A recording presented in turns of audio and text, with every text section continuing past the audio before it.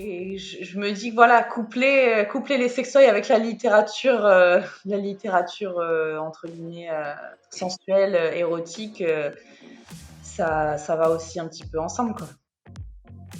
Bonjour à tous, vous écoutez Cherry on Top, le podcast spécialisé dans la romance, signé Cherry Publishing. Dans cette émission, plusieurs acteurs s'interrogent sur leur rapport à la romance, à l'amour, aux relations, à la sexualité et à la façon dont on les représente dans notre monde actuel. À travers leur métier d'écrivain, d'éditeur, de psychologue, de sexologue, de love store ou d'application de rencontre, nous vous proposons d'écouter ces conversations afin de mieux comprendre les histoires que vous adorez lire et que nous adorons publier. Dans ce nouvel épisode, nous discutons avec Alexandra de Passage du Désir. Si vous ne connaissez pas Passage du Désir, sachez que derrière ce joli nom se cachent des love stores chic et glamour créés en 2006 par Patrick Prevot, dont l'objectif est de placer le développement durable du couple avant tout. On en profite donc pour échanger sur l'éducation sexuelle et notamment sur les lacunes et les tabous qu'Internet, et plus spécifiquement les réseaux sociaux, ont permis d'effacer, mais aussi de la mise en avant du plaisir de la femme, de l'émergence d'une littérature décomplexée et plus moderne sur les sujets, mais aussi de schémas toxiques et du nouveau rôle des sextoys qui, longtemps décriés, jouent maintenant un tout nouveau rôle au sein du couple. Je remercie donc une nouvelle fois très sincèrement Passage du Désir d'avoir accepté de passer derrière le micro de Cherry on Top pour cette interview. Je vous retrouve donc à la fin de cet épisode et je vous souhaite une bonne écoute. Donc, écoute, merci de participer à cet épisode du podcast qu'on a appelé donc Cherry on Top.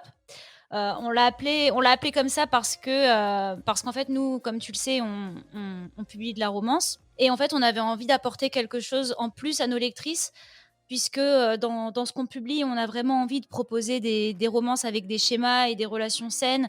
Et on parle aussi des relations sexuelles saines, bien sûr. Et au-delà de, par exemple, tout ce qui va concerner les protections, on parle aussi de tout ce qui est le consentement, le plaisir féminin qui est rarement mis en avant. Et on veut aussi, notre slogan, c'est la romance qui vous ressemble. C'est pour ça qu'en fait, on essaie au maximum de promouvoir des relations diverses, que ce soit avec des milieux sociaux différents, avec des orientations sexuelles différentes, avec des personnages qui ont des fantasmes qu'on essaye un petit peu dont on essaie un peu d'enlever l'aspect glauque. Et c'est pour ça qu'on voulait avoir des acteurs comme Passage du Désir, parce on voudrait un petit peu mettre en avant le côté éducation sexuelle que vous proposez pas mal à travers ce que vous faites. Et donc, c'est pour ça que tu es là. Est-ce que tu pourrais un peu te présenter et présenter Passage du Désir pour nos lectrices? Ok, bah écoute, je te remercie Mélanie de m'avoir contactée pour participer à ce podcast. Donc moi je m'appelle Alexandra et je suis donc social media manager chez Passage du Désir. Ça fait à peu près maintenant depuis décembre 2019 que j'ai du coup repris en charge la gestion des réseaux sociaux et des partenariats pour la boîte. Et donc, ben, Passage du Désir, pour celles et ceux qui ne le savent pas ou qui connaissent pas encore la marque, c'est donc un love store. Un love store donc qui commercialise des produits sur l'ensemble de la thématique du bien-être intime et sexuel. Et en gros, vraiment, l'idée de Passage du Désir, c'est de sortir du concept du sex shop un peu glauque, entre guillemets, où personne un peu n'ose y rentrer, où on vend des DVD porno, etc. Donc vraiment, en fait, l'idée de Passage du Désir, c'est vraiment d'aider les Français et les Françaises à s'épanouir dans leur sexualité grâce à une approche qui est vraiment, enfin, voilà, bienveillante, ludique, accessible au plus grand nombre et donc pédagogique, de plus en plus pédagogique. Donc voilà, on parle vraiment pas de sex shop dans le sens où vraiment nos 8 boutiques en France, et voire plus, spoiler alerte, mais elles ressemblent voilà, vraiment davantage à des boutiques de cadeaux ou de parfumerie. Et ce que j'aime bien dire la plupart du temps, c'est que j'aime bien faire cette analogie-là, et en général ça parle aux gens. C'est comme si en fait, quand vous rentrez dans une boutique de Passage du Désir, c'est comme si vous rentriez dans un Sephora, mais pour le cul en gros. Voilà. Ouais, d'accord, OK. C'est rigolo.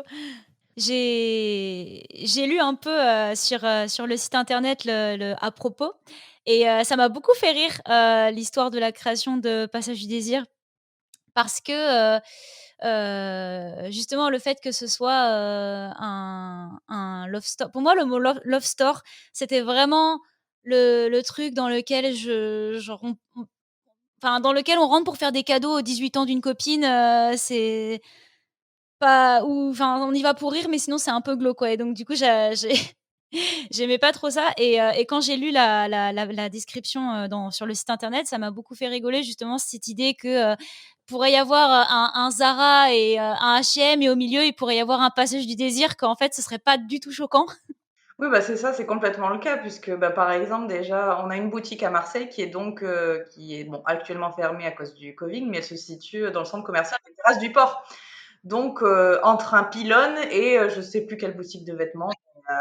Donc voilà, l'idée, effectivement, en fait, chez Passage du Désir, c'est vraiment l'idée est faite pour qu'on se sente à l'aise. Donc, et donc pour ça, ce qui fait qu'aussi qu'on a un choix, et on a vraiment une sélection sur nos produits, les produits que l'on vend. Donc, on va vraiment sélectionner des produits design de qualité et on va mettre un petit peu de côté ce qui va être entre guillemets perçu comme clivant, comme par exemple les vaginettes moulées sur des vagins, des poupées gonflables ou alors des dildos Ah oui, OK. ultra Mmh. réalistes avec des veines, etc. Ça a vraiment, voilà. Donc c'est pour ça qu'en fait on parle pas de sex shop et qu'on vraiment on utilise le concept le terme de love store qui est d'ailleurs une marque déposée par notre fondateur, le fondateur de Passage du Désir, Monsieur Patrick Pruvot. Donc non, on est vraiment, on va pas vendre ces produits-là qui peuvent paraître choquants entre guillemets pour un public Mmh mainstream, mh. grand public, etc. Et on ne vend surtout pas donc de DVD porno ou de pornographie. Il n'y a pas de cabine dans les boutiques Passage du Désir pour s'amuser entre guillemets devant des vidéos ou autre. Donc non, non, vraiment. Et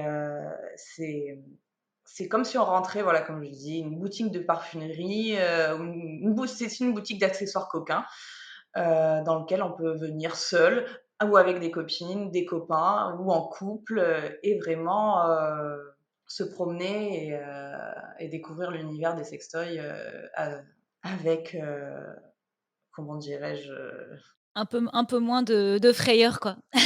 oui, voilà, sans l'aspect glauque des sex shops classiques de Pigalle, etc. ou autres, quoi. Mais du coup, j'ai vu aussi que vous aviez, et tu en parlais un petit peu plus tôt, de un enfin, que vous abordiez un aspect qui était assez important, qui est l'aspect pédagogique et donc pédagogie comme vous le dites beaucoup et je trouve ça vraiment sympa comme nom en plus. Mais comment dire? En quoi c'est important du coup pour Passage du désir de mettre l'accent là-dessus? Comment vous avez décidé de faire ça et comment vous le faites? Alors c'est vrai que la pédagogie, oui, donc c'est un terme qu'on a trouvé qui était assez Mmh. sympathique. C'est déjà de base dans l'ADN de Passage du Désir de faire, de proposer des produits avec des noms rigolos, ou un petit peu humoristiques. Donc en fait, on s'est aperçu, donc moi quand j'ai repris les réseaux sociaux, en 2019, on s'est aperçu qu'il y avait vraiment des lacunes en termes d'éducation sexuelle au fur et à mesure de l'année. Et c'est ce qui fait notamment le succès de certains comptes sexos qui sont présents sur Instagram déjà. Et donc, nous, on a voulu également tester de faire des posts un petit peu plus éducatifs en ce sens, parce que c'est vrai on parlait de sextoy pour stimuler le point G, par exemple, ou de sextoy pour stimuler le gland du clitoris, ou etc. Et en fait, on se rendait compte que les personnes nous poser des questions, soit sur le feed en direct, en commentaire, ou Mmh. alors en DM privé, pour dire mais en fait c'est quoi le point G, où est-ce que je le trouve, qu'est-ce que c'est.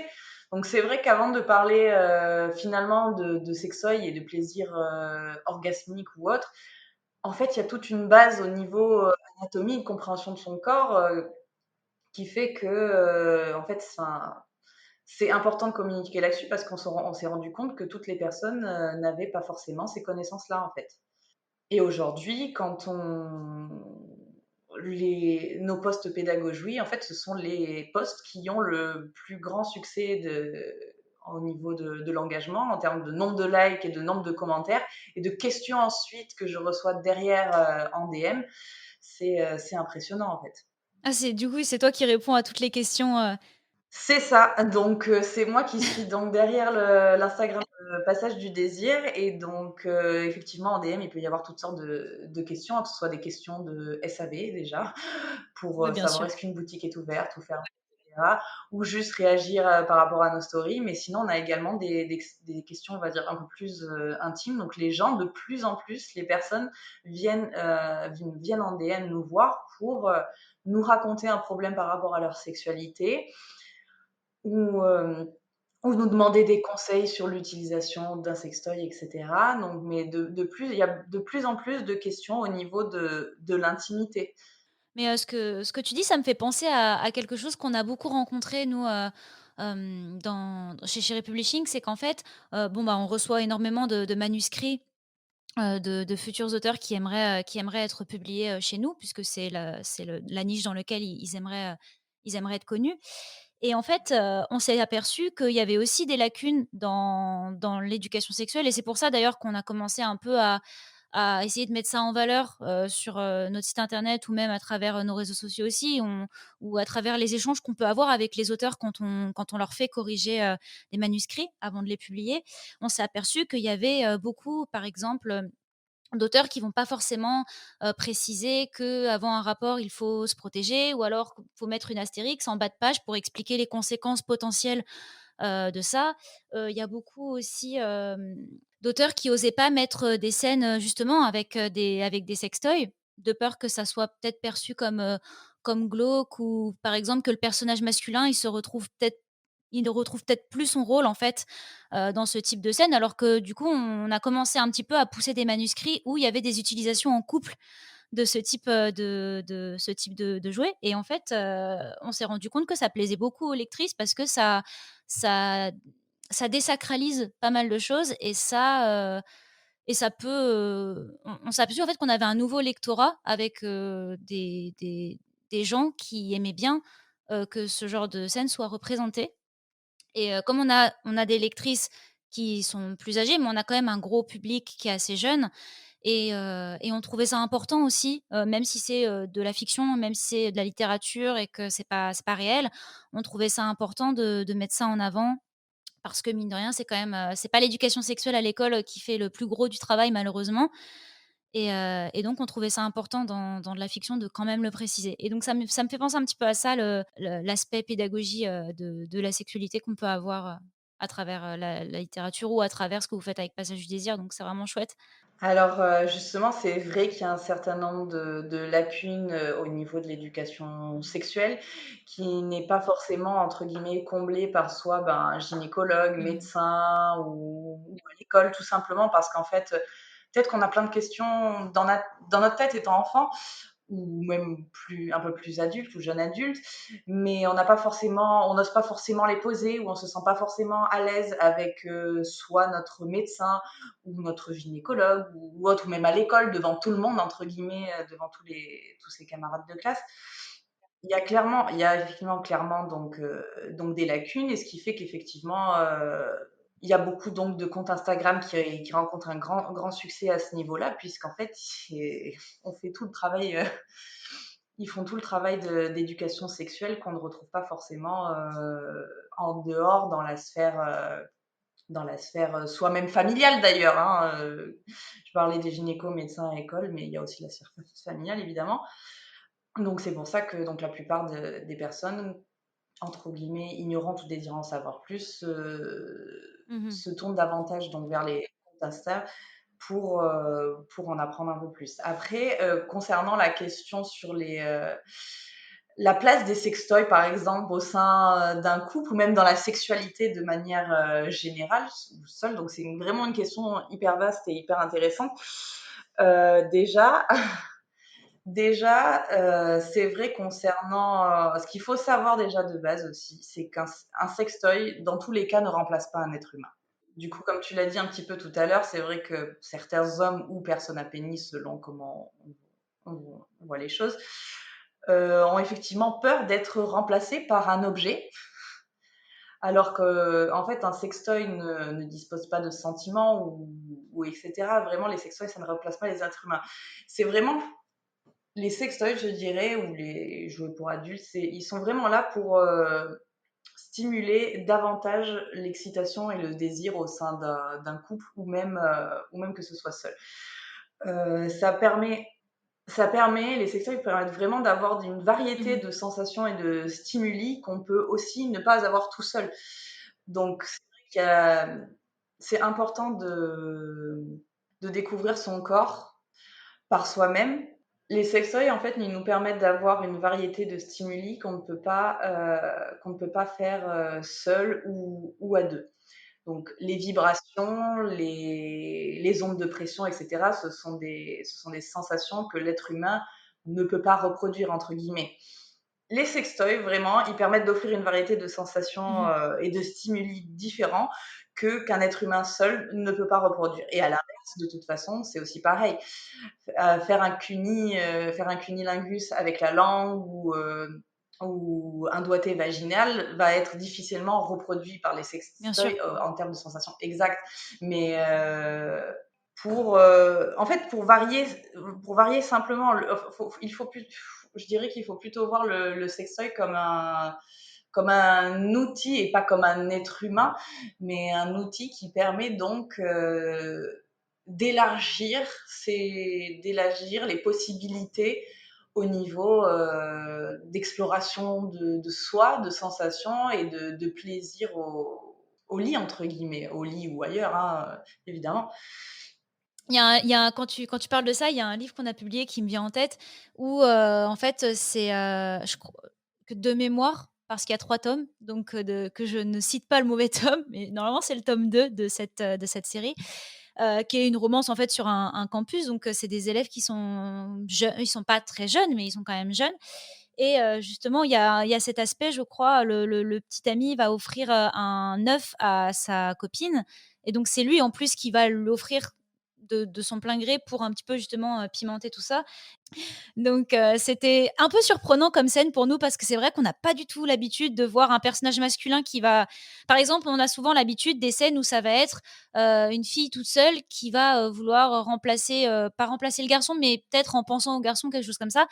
Mais on a rarement un personnage masculin qui va aller faire cette démarche, de pimenter la relation de couple. Et donc ça rejoint un petit peu ce que tu dis où effectivement c'est plus un complément et c'est plus quelque chose un petit peu pour, là je te parle de personnages fictifs, hein, mais c'est parce que c'est la scène qui me venait en tête, mais qui permet effectivement de varier un peu les expériences, et c'est ça qui est vraiment chouette avec, les sextoys et le fait qu'on trouve ça vachement moins glauque qu'avant.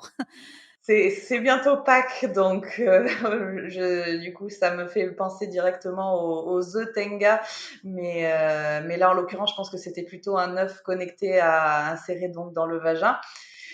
Mais donc du coup, bah, ce qui est super intéressant, donc je voulais rebondir aussi là-dessus parce que ce qui est aussi et ce qui a été développé de plus en plus avec les années, c'est donc les sextoys connectés et donc qui sont entre guillemets un peu entre guillemets la catégorie de sextoys qu'on va préférer, qu'on va en général conseiller en premier pour des couples parce que maintenant c'est complètement dingue en fait. Il y a des sextoys connectés qui fonctionnent en Wi-Fi avec une appli, ce qui fait qu'en fait, donc maintenant on a des œufs vibrants. Donc, madame, enfin, je veux dire une personne munie d'un vagin, donc insère l'œuf vibrant à l'intérieur et monsieur ou madame ou n'importe ou la personne avec qui on est en couple peut gérer à distance les vibrations de l'œuf via une application sur le téléphone. Et ce, peu importe la distance.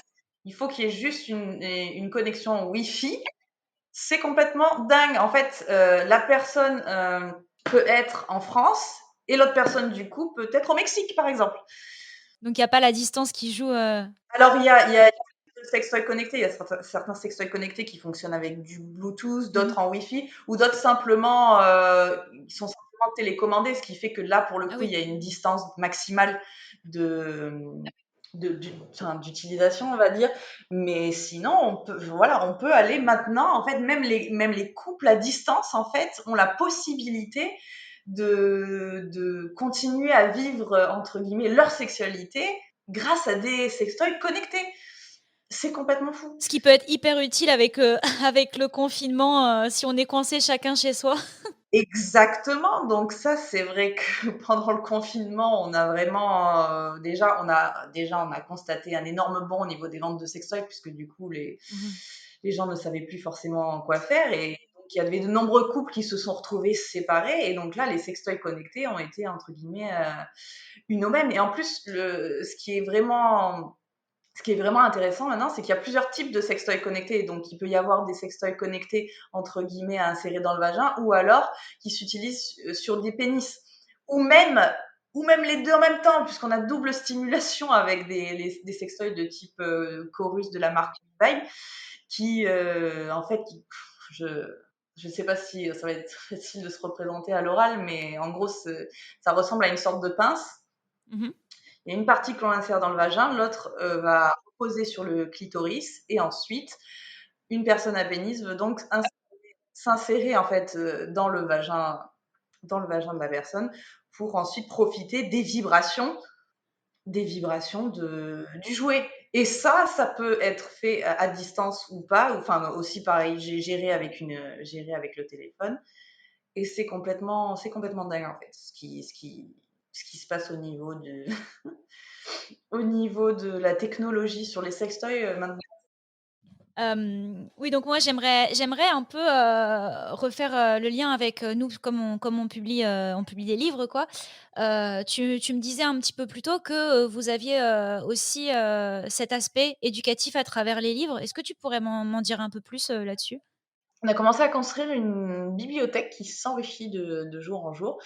Et donc on va proposer un certain nombre de livres orientés sur les thèmes de la sexualité. Mmh. Un petit peu dans l'idée du guide du zizi sexuel de ZEP, mais donc qui sont donc des livres qui sont là pour approfondir les connaissances sexuelles, tels que ben, par exemple le gros livre à succès de Jouissance Club, une cartographie du plaisir de Junpla, ou encore le petit guide de la masturbation féminine, ou, ou pour nos amis pénis, donc pour la prostate, l'organe mystérieux qui vous veut du bien. En fait, on veut surtout donner davantage de connaissances aux personnes parce qu'on se rend compte, et comme on l'a dit du coup tout à l'heure, qu'il y a énormément de lacunes à ce sujet. Mmh. Et de nombreux livres ont été publiés ces dernières années et qui ont le mérite un petit peu finalement, de combler peut-être donc ces lacunes au niveau de l'éducation. Et justement, il y a un nouveau concept qu'on va mettre en place bientôt sur le compte Instagram de Passage du Désir. Donc, on a commencé à faire des interviews des auteurs, de certains auteurs, et on les proposera donc en IGTV sur le feed de Passage du Désir. Donc, normalement, a priori, la première. Ah oui, j'ai vu qu'il y avait quelques interviews. Oui, alors en fait, on fait des interviews coquines qui sont donc des Mmh. interviews où on contacte quelques comptes sexos comme par exemple, Orgasme et moi, Wikipédia ou encore, Merci beaucoup et cetera et mais là, c'est vraiment en fait, on veut faire des interviews des auteurs, des personnes qui ont vraiment écrit les livres que l'on référence sur le site pour en savoir plus un petit peu sur la Mmh. façon dont leurs ouvrages ont été construits, pourquoi cet ouvrage, pourquoi avoir créé cet ouvrage, etc. Et donc, on va les proposer sous un format IGTV où donc l'auteur sera présent et potentiellement donc à voir si c'est gérable, mais de faire des lives directement avec ces personnes-là. Je sais, bah, nous, on fait plutôt de la fiction, mais on a aussi, invité en fait, pas mal d'auteurs à parler, parce qu'en fait, on s'est dit, que certes, je rebondis parce qu'en fait, ton histoire d'interview m'y fait penser, mais on s'est dit que si les auteurs pouvaient s'exprimer sur leur fiction et sur les motivations, parce que parfois on puise dans nos expériences personnelles ou des choses comme ça, peut-être qu'on pourrait justement mettre un peu cet aspect, éducatif un peu plus en avant. Donc on a interviewé par exemple, on a une auteure phare qui s'appelle L4 qui a écrit un livre qui s'appelle, enfin une duologie qui s'appelle, La dernière muse et qui fait partie de la romance fantastique Et, euh, et en fait, au-delà du best-seller que ça a été pour nous, on a voulu surtout en savoir plus sur, par exemple, parce que son personnage principal masculin, c'est un bad boy tatoué, et cetera. Donc on s'est un peu penché sur: est-ce qu'il y a des clichés que tu as voulu éviter? Est-ce qu'il y a des messages que tu ne voulais pas faire passer aux lectrices? Est-ce que, il y avait des scènes que tu as dû retravailler ou des choses comme ça? Et ce qui était cool avec, l'interview d'auteur, donc ce sera aussi, j'imagine, super intéressant pour vous d'avoir les auteurs des livres que vous référencez, mais c'est vrai que quand ils peuvent expliquer leur démarche, c'est hyper intéressant et hyper utile pour les gens qui nous suivent, et donc je pense que c'est vraiment, donner la parole aux auteurs de ce genre d'ouvrage, enfin, je parle en tout cas plus du coup pour ce que vous proposez sur, Passage du désir, c'est vraiment assez intéressant. Mmh. Oui, c'est complètement, complémentaire et puis, en fait, ça rend les démarches beaucoup plus «humaines» entre guillemets. On a l'impression, du coup, un peu plus de les connaître et Mmh. sincèrement, enfin, c'est toujours beaucoup plus enfin, les relations humaines sont tellement plus gratifiantes quand on essaie de comprendre un peu plus, l'origine d'une création ou d'un livre, donc je trouve que c'est vraiment passionnant, donc on va essayer vraiment de développer de plus en plus, ce concept-là, quoi. Et du coup là, j'ai plutôt, des petites questions, mais c'est un peu moins, centré sur, cette thématique. Enfin si, mais qu'est-ce que, par exemple, comme je te le disais, on a 2 types de lecteurs. On va avoir un peu plus des lec on a un peu de lecteurs, c'est pas la majorité, mais on aimerait bien que on aimerait bien qu'ils s'y intéressent un peu plus, mais effectivement, on a quand même une grande majorité de lectrices. Et on en a 2 majeures qui va être des lectrices assez jeunes et des lectrices qui vont plus faire partie, moi je les appelle très affectueusement les mamans. Donc voilà, tu vois un petit peu, et et là, je pense aux lectrices plus jeunes qui, par exemple, vont écouter là notre discussion et qui aimeraient se pencher un peu plus, sur, ce que, par exemple, propose Passage du désir. Est-ce que tu aurais un peut-être, quelque chose à leur conseiller pour, est-ce que vous faites, par exemple, des conseils pour ce qui va être un premier sextoy, par exemple? Ah oui, tout à fait. Alors déjà, c'est vrai que bien souvent, donc ces personnes-là se redirigent vers moi en DM pour me demander des conseils. Donc ça va être, «C'est mon premier sextoy, j'en ai encore jamais utilisé, qu'est-ce que vous me conseillez?» et cetera. Donc il y a alors déjà sur le site, on a carrément une catégorie «Mon premier sextoy». Avec, justement un guide en bas de page qui explique en fait, selon les attentes en fait de la personne, selon le budget aussi, parce qu'il y a différents critères pour Mmh. choisir un sextoy, mais Bien du sûr. coup tout est on guide ces personnes-là, dans l'achat de leur 1er sextoy. Bon, si la personne également, souhaite vraiment avoir un comment dire? Des conseils vraiment de vive voix personnalisés. Il y a toujours moyen d'appeler tout simplement nos boutiques, puisque ce sont soit les vendeuses ou les vendeurs ou les Mmh. responsables de boutique qui se chargeront donc d'orienter la personne vers, vers un premier sextoy. Mais voilà, déjà, pour un tout premier sextoy, déjà, faut se poser les questions de est-ce que c'est un premier sextoy pour moi tout seul ou est-ce que c'est pour utiliser avec mon ou ma partenaire? Est-ce que c'est pour explorer mon corps? Si oui, quelles sont les zones que j'ai envie d'explorer? Est-ce que c'est plutôt mon vagin? Est-ce que c'est plutôt le gland du clitoris que j'ai envie de stimuler? Est-ce que c'est plutôt ou alors les tétons ou la zone anale? Donc voilà, il y a tout un tas de Mmh. critères et de questions qu'il faut se poser pour pouvoir ensuite, nous, de notre côté, aider les personnes à les orienter vers un choix, en fait, tout simplement, un premier jouet à utiliser. Et je vais avoir je vais approcher, lentement, mais sûrement, de la fin. Mais, est-ce que tu lis? Est-ce que tu juste là, c'est plutôt plus personnel comme question, mais de mon moi, ça m'intéresse. Est-ce que tu Est-ce lis que je et lis? Alors, de mon côté,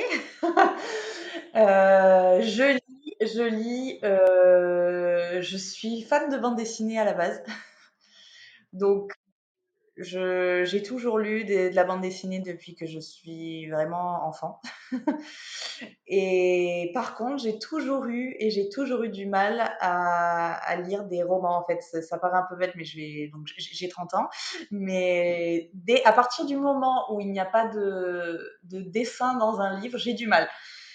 J'ai toujours été amoureuse j'ai toujours été amoureuse de l'art de manière générale, des corps nus, des corps de la femme, bien souvent d'ailleurs. Et, euh, et l'érotisme, etc. Mais ce qui fait qu'en fait, quand on grandit et qu'au collège, on nous propose donc de lire des romans et que ce n'est plus, entre guillemets, des livres avec images, à ce moment-là, j'ai bloqué. J'ai tout de suite bloqué. Et même avec les années, ça s'est jamais arrangé. J'ai essayé au fur et à mesure j'ai essayé de m'y remettre, d'essayer de voir, de tester des romans, mais j'ai beaucoup de mal parce que j'ai besoin d'avoir un support visuel qui est esthétiquement à moi me plaît, auquel je suis sensible. Mais ça se voit, hein, l'Instagram de Passage du désir, pour ceux qui connaissent pas encore, c'est vraiment plein d'illustrations, plein de ça fait très BD, en fait. Oui, c'est vrai qu'il y a un petit côté BD et j'avais beaucoup insisté au tout début quand j'ai repris la gestion des réseaux sociaux, en fait, pour travailler en collaboration avec une illustratrice pour pouvoir proposer des contenus un petit peu plus fun, colorés et visuellement parlant, quoi. Je trouve que parfois une simple image ne vaut mieux que des mots mais quand il y a les deux, donc du coup, c'est pas mal aussi. C'est Du coup, on fait des petits, c'est vrai, c'est Et j'ai trouvé ça hyper cool parce que ça rend c'est ce qu'on quand on disait enfin, quand on en parlait au tout début, de l'aspect glauque et cetera, le fait que ce soit des petits dessins, que ce soit, effectivement que ça fasse un peu BD et ça me rappelait justement le guide du zizi sexuel et on se disait: «Ah ça rend ça fait pas peur comme conte en fait, ça fait vraiment, ça fait bon enfant», j'ai envie de dire. Donc c'est vraiment très intéressant d'avoir pris cet axe-là pour Passage du désir parce qu'en plus, c'est une identité visuelle qui est super forte. c'est ça. Depuis un peu plus d'un an maintenant, on a travaillé justement sur une identité visuelle vraiment forte et marquée pour qu'on reconnaisse bien un passage du désir.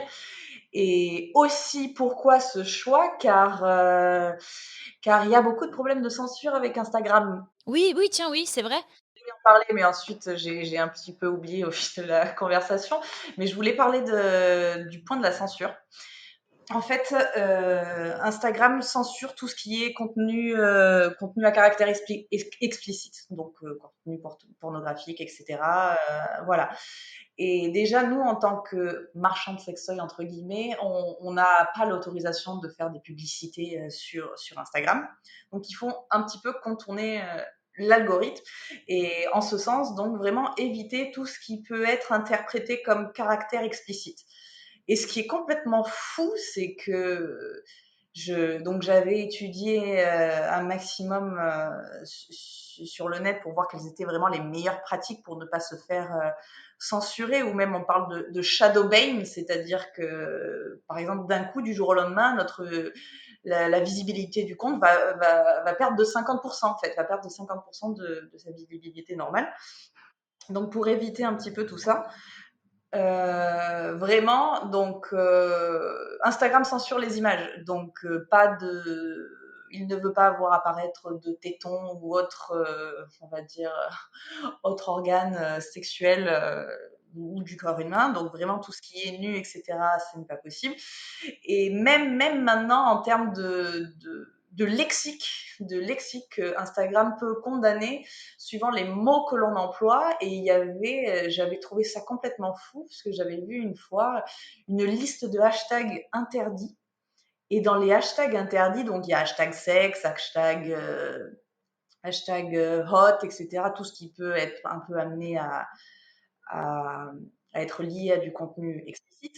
Et il y avait un truc de fou, le hashtag woman qui était interdit, qui va être potentiellement censurable parce que ce serait lié aux les women, et donc il n'y avait pas ni man ni men, il y avait woman et woman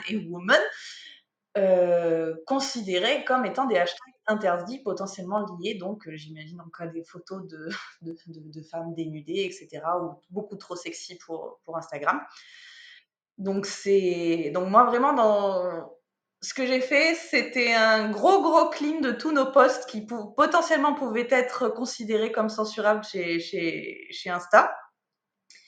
Et ensuite, maintenant, on a développé, donc avec notre illustratrice, un lexique, tout simplement pour éviter de parler de dire explicitement les termes pénis, verge, vulve, vagin ou encore cul, anal, fesses, etc. Nous, ce qu'on a trouvé, du coup, pour contourner ça, c'est d'utiliser les emojis. Donc, on va utiliser l'emoji aubergine pour parler de pénis, l'emoji chat pour parler de vulve et l'emoji pêche pour parler de cul. Voilà. Et du coup, j'ai une autre question. Elle m'est venue là, pendant qu'on parlait d'Instagram. Est-ce que, je ne sais pas trop si le confinement, comme tu me disais que ça avait un peu explosé et tout ça, est-ce que, il y a un genre entre les hommes et les femmes, est-ce que c'est assez bien réparti? Les je sais pas si je peux dire viewers, mais en tout cas les gens qui s'intéressent à Passage du désir, est-ce que, avec la démocratisation du sextoy et cetera, est-ce que vous avez un peu plus, de d'hommes qui vont venir vers vous que d'ordinaire peut-être? Justement, quand j'ai repris l'Instagram de Passage du Désir courant 2019, je crois qu'en termes de proportion de viewers sur le compte, on était à peu près à 10% d'hommes et 90% de femmes. Et là, au jour d'aujourd'hui, on est à presque 15% d'hommes et du coup un peu plus de 85% de femmes.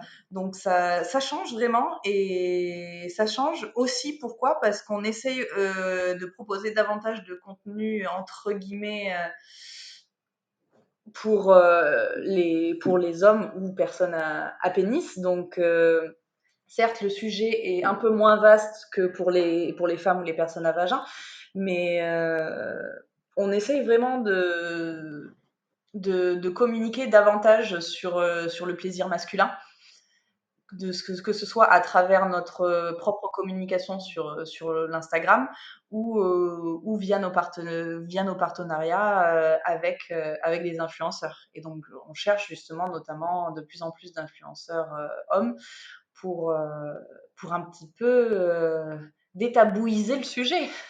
Mais on essaie aussi de faire ça avec les romans, mais c'est plus compliqué. C'est plus compliqué parce qu'en fait l'homme ou les personnes à pénis ont peur d'être remplacés. Il y a en fait des injonctions dans la tête qui font que ça c'est un blocage pour eux, enfin pour la plupart pour les personnes hétérosexuelles. Donc Mmh.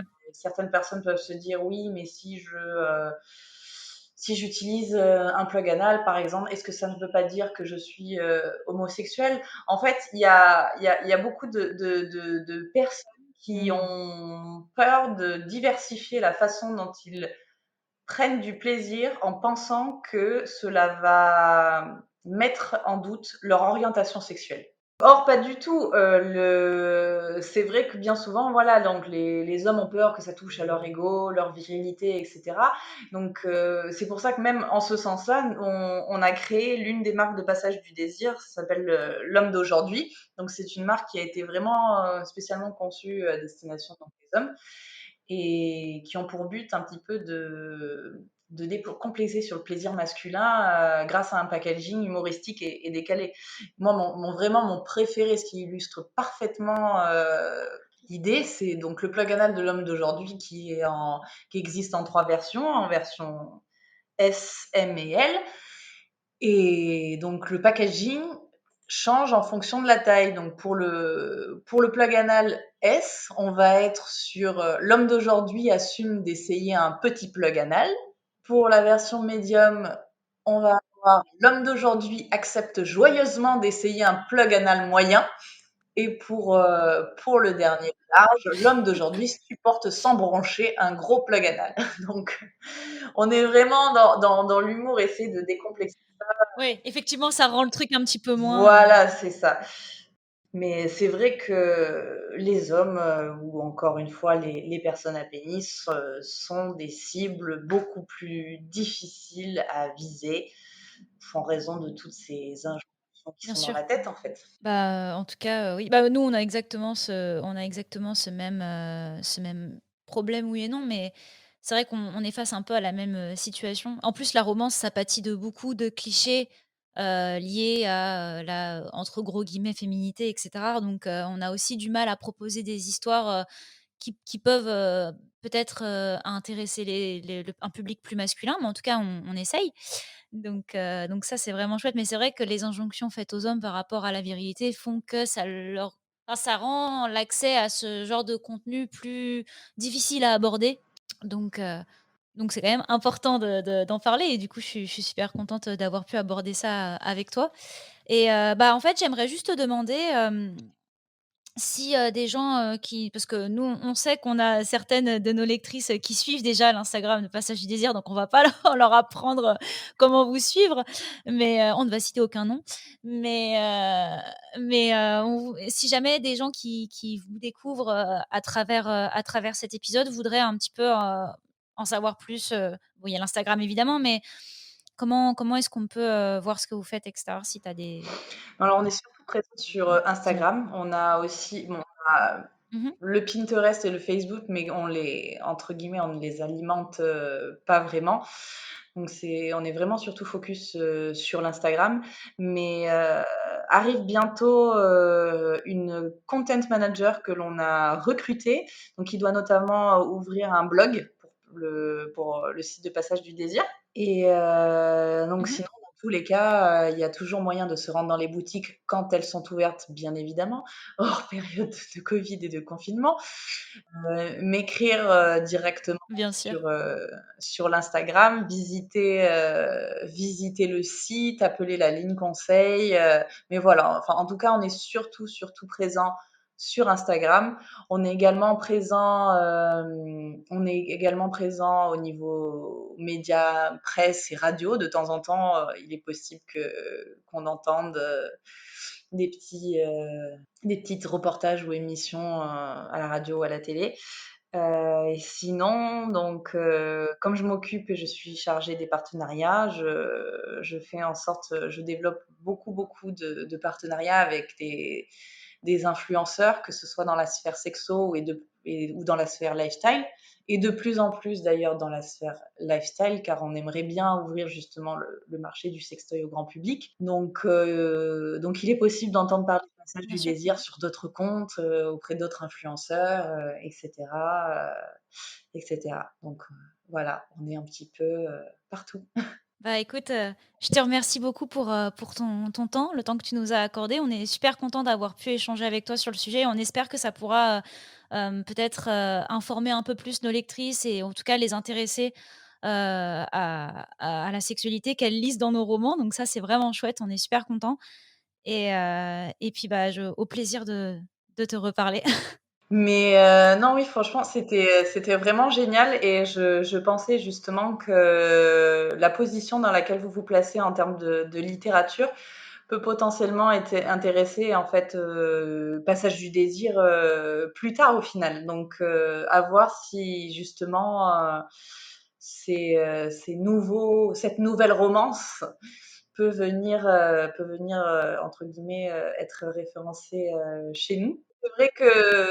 C'est vrai que mine de rien, c'est quand même, des univers qui sont aussi liés. Donc je pense aussi à ces vidéos sur YouTube où justement où une femme, par exemple, est en train de lire un livre érotique. En même temps, elle a donc un œuf vibrant dans son vagin. Et je me dis que voilà, coupler les sextoys avec la littérature, entre guillemets, sensuelle, érotique, ça va aussi un petit peu ensemble, quoi. C'est, des façons, enfin ça stimule l'imagination, en fait. C'est ça qui me venait à l'esprit Oui, c'est ça. et que c'est un support qui fait vieillot, mais que beaucoup de personnes utilisent, mine de rien. La littérature, les livres, les sextos, les sextoys, ce sont en fait autant d'outils divers pour varier la sexualité, pour la rendre encore plus riche. Exactement. Bah, du coup, je te remercie une nouvelle fois, Et puis à très vite. Je te remercie du coup pour ce moment qu'on a partagé ensemble. Et donc j'espère vraiment que ça pourra être utile aux personnes donc, qui écouteront ce podcast. Et ne pas hésiter de toute façon à venir dans nos boutiques ou nous contacter sur Instagram ou n'importe. On sera de toute façon toujours au service du client avec la plus grande bienveillance possible. Merci à tous d'avoir écouté cet épisode. Si vous souhaitez suivre Cherry on Top, n'hésitez pas à vous abonner à l'émission via Apple Podcast ou toute autre application de podcast que vous préférez utiliser. Et à nous laisser 5 étoiles et un petit commentaire, ça nous aiderait à faire grandir le cerisier. À bientôt pour un prochain épisode.